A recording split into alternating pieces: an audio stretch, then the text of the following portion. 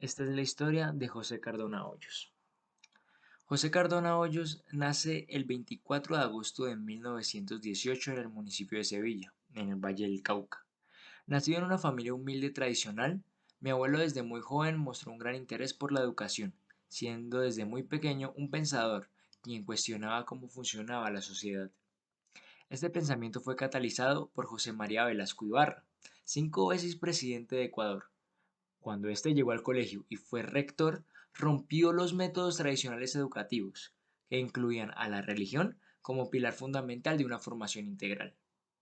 Desde entonces, mi abuelo, impulsado por esta rebeldía contra lo injustamente impuesto en la sociedad, comenzó a forjar su filosofía y pensamiento político.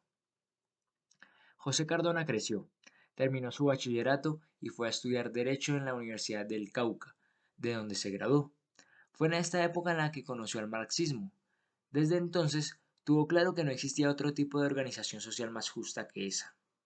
Fue por estos años que las ideas socialistas llegaron a Colombia, país que estaba pasando por profundos cambios económicos y sociales. Así lo relata la página en homenaje a José Cardona hecha por el Centro Nacional de Memoria Histórica. Luego de haberse graduado, ejerció su profesión en el cargo de fiscal del Juzgado Superior de Cali y luego se afilió como miembro del Partido Comunista de Colombia, PCC, en octubre de 1944. Posteriormente, renuncia al cargo y empieza a dedicarse más en forma a su vida política. Problemas de salud lo obligan a retornar a Sevilla, donde continúa con su labor. Mi abuelo protagoniza un hecho histórico en la historia de Colombia. José Cardona es elegido concejal de Sevilla, siendo así el primer concejal comunista escogido en el país. Al mismo tiempo, se gestaba una guerra entre liberales y conservadores que terminaba en disputas políticas y sociales por todo el territorio nacional, originando miles de víctimas fatales. Años más tarde, mi abuelo decide renunciar por completo a su ejercicio como abogado y se dedica de forma definitiva a la actividad política. Esto origina que se vuelva un personaje importante del movimiento izquierdista en el Valle del Cauca. Entre los años 40 y 50, mi abuelo fue varias veces encarcelado debido a la violencia bipartidista que reprimía cualquier expresión de los partidos de izquierda como el PCC. Es justo en estos años donde José Cardona se convierte en el máximo dirigente nacional del partido.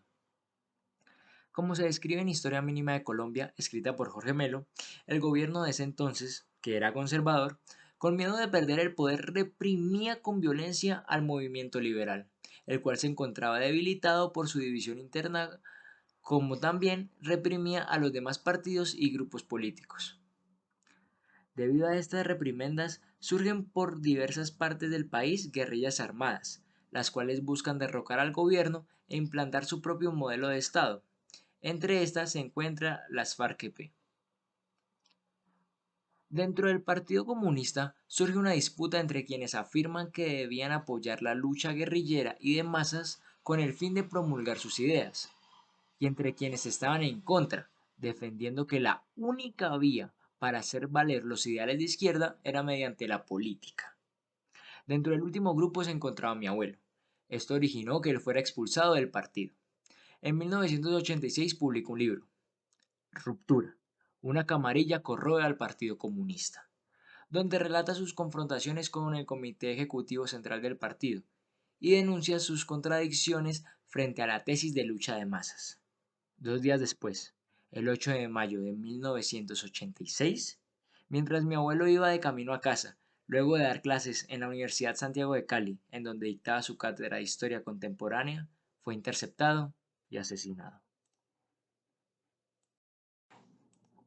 Desde entonces, mi familia, y en especial mi padre, José Cardona Jiménez, han buscado el esclarecimiento de la verdad, de saber quién dio la orden de asesinar a mi abuelo, de lograr que los antiguos miembros de las FARC admitan que su asesinato fue un error, que si lo hubieran escuchado, tal vez el país habría podido ahorrarse más de 40 años de guerra. Hoy en día, mi familia sigue en busca de ese objetivo.